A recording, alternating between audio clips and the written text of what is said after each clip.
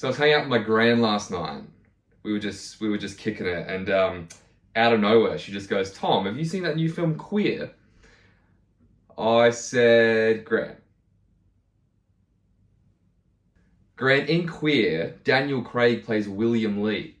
He's an American expat living in 1950s Mexico City. William spends his nights bar hopping from Mexican bar to Mexican bar, trying to find younger men to sleep with. Lee has almost no luck until he meets Eugene. Luca Gwadaneeño directed Challenges, Bones and All, Call Me By Your Name, and now this. This is based on a William S. Burroughs novel.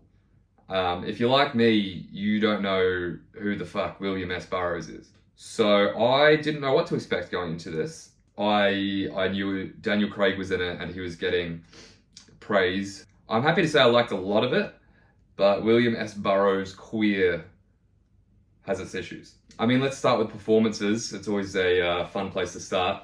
Daniel Craig is the notable one here. Obviously a Bond, famously. I think this is probably the first time, this is the first oral sex that a James Bond actor has received on screen. I should clarify, I mean from a man. I'm sure Pierce Brosnan's gotten gobbies from, a Bond girl on screen and off screen, I'm sure. I don't think we've seen Pierce Brosnan getting head from another dude on screen. I don't think that's in a deep cut of Mr. Connery's filmography. Go DC, love to see it. So kudos to Daniel for paving the way for Bonds going forward. But the sex scenes in here are holy dooly.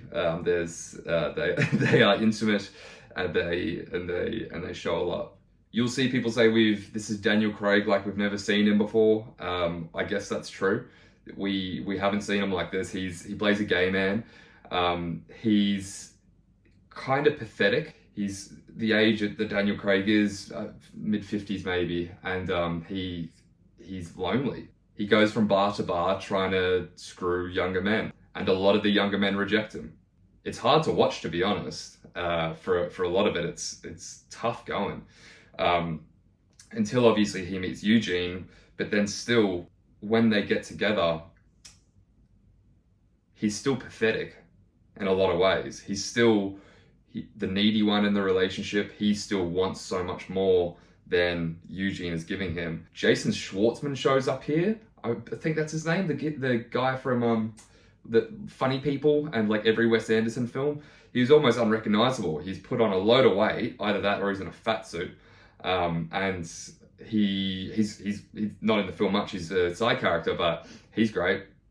Love to see my boy Schwartzman getting after it. So what's the film about? A lot of different interpretations could be taken from it.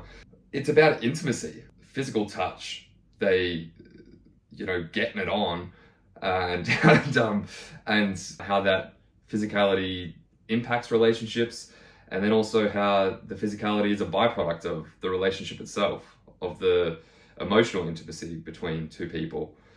There's a lot of scenes in here where Daniel Craig is just reaching out for closeness with this young Eugene. Eugene is pulling away so much emotionally. There's a shot where the young guy, Eugene, is asleep and Daniel Craig is literally reaching out for him with his hand but not touching him. There's a part of the film where these characters go on a quest for the ultimate emotional and physical intimacy, which is telepathy.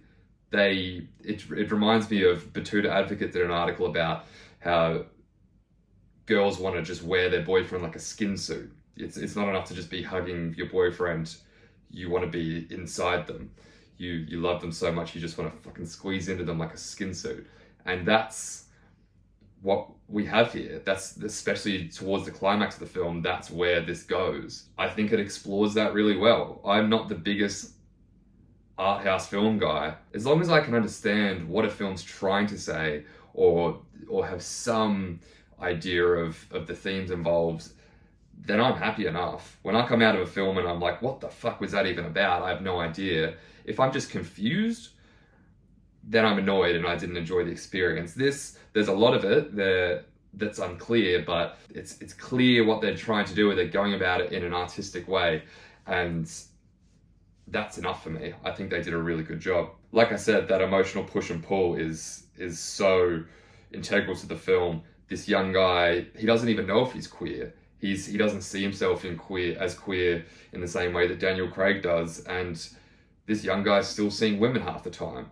I think if the film was a bit more focused, we could have had a really strong relationship drama between these two guys, and one wanting to pull away and one wanting to be closer. This shows that in a really interesting way that we haven't seen before, but I still think that, especially in the third act, we lose our way a little bit. The film is split into 3 chapters and an epilogue, as in the title will come up on screen, Chapter 1, Chapter 2, Chapter 3. Chapter 3, you'll either go with it or you don't. That's when we go, okay. I like challenges. I liked a lot of it up until the end. Remember that tennis scene in Challenges that it felt like half an hour. Sometimes Luca Gwadaneeño seems like such a visionary, and he's this great filmmaker, and then he just also like implements just hack filmmaking. POV of the tennis ball, attaching the camera to the tennis ball and having it go back and forth. 15 minutes of slow-mo. Like, there's none of that here. There's no real hokey stuff like that, but it's more the other way, I guess, where it's less obvious, and there's things that are happening that wouldn't be done by, a 14-year-old on YouTube, a la attaching the camera to a tennis ball. But I still think we get lost towards the end like we do in Challenges. Daniel Craig has a scene here, and I forgot about this when I was talking about his performance earlier and whether he deserves the praise that he's getting. I remember this now. I'm like, God, I've never seen him this good. I've never seen many people do a scene this well, but it's a really simple scene of a character on his own, who it is now. I don't know why I'm trying to be coy. Daniel Craig on his own. How much do I spoil here? He's doing drugs. It's just him in a room, and it's one shot, and it's something about the music choice, his reaction to this drug. It's so, I don't know, I've never done the drug before that he's doing in this scene. But so it's hard for me to say it was so realistic, but it was so understated. Whenever I see people doing this drug in movies, it's a very, it's a very over the top reaction. He just sits there. He just sits there, and I don't know what it's like. I don't know if it's realistic or not, but something about the music that comes in over that scene and him just sitting there in this one was I was glued to the screen. It was like staring into this man's soul. All eyes acting, all eyes and face acting. That's all it is. You see so much just from this guy looking straight ahead on his own in a room. It's not Leo screaming at the top of his lungs at Kate Winslet in a kitchen and us giving him an Oscar. This is just a guy staring. Chills. That scene alone is worth the price of admission. This is what I mean. I loved some parts of this film, and then some parts I was so indifferent to. That scene alone is like bumps up whatever number I'm going to give this by a point at least. The music choices in here, I just touched on it there in that scene. I don't know if there was any original score in here. Maybe there was some and it just didn't stick out to me. But a lot of the music choices are existing songs. Daniel Craig's walking through 1950s Mexico City in a linen suit and a hat. And the kind of hat, one of those fedoras. And he's doing it in slow motion to Nirvana, Come As You Are. And I was like, hell yeah, this fucking works. That other song is playing when he's shooting up. Don't know what it is. Nails it. Cinematography here is a weird one. Some shots, again, are just gorgeous, just beautiful. And some shots look like the whole thing was shot on the Warner Brothers set. Like this 1950s Mexico City is so clean when he's walking around. It's so, yeah, they're sweaty and they get that aesthetic right. And you feel the tequila shots and the lime and the sweat as they go from bar to bar. But then they're walking around the block and there's big neon lights. And there's this cleanness to it where I go, Luca, that can't be unintentional. I suppose it just adds to the whole film kind of feeling dreamlike. The streets don't feel lived in at all. It definitely doesn't take you out of it. It takes you out of it if you're wanting a gritty, Sicario Mexico. Like, it's not that kind of story. Look, I liked a lot of it. I'm glad I watched it.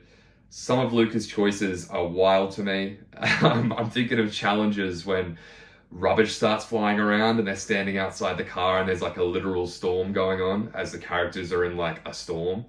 And some things like that have make me like eye-rollingly on the nose and obvious. Same here. There's some things that I won't give away, that it's just some choices just make you go, what were you thinking there? It's almost like he doesn't want to give us too good of an experience. It's like watching a footballer score an amazing goal and then fumble the next thing like a 12-year-old. It's like he's trying to remind us that he can do this, but he's choosing to not. I think he has the power in him to make an incredible film, but he almost makes these choices where he goes, nah, I giveth and I taketh. I'm not going to give you a 10 out of 10 here, but I could, but I'm going to give you an 8. Tough score to give here, Gran. Tough score to give.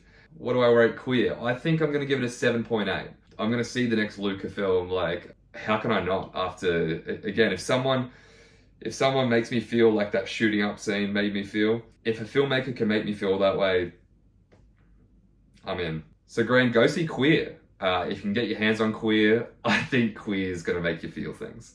So then Gran says,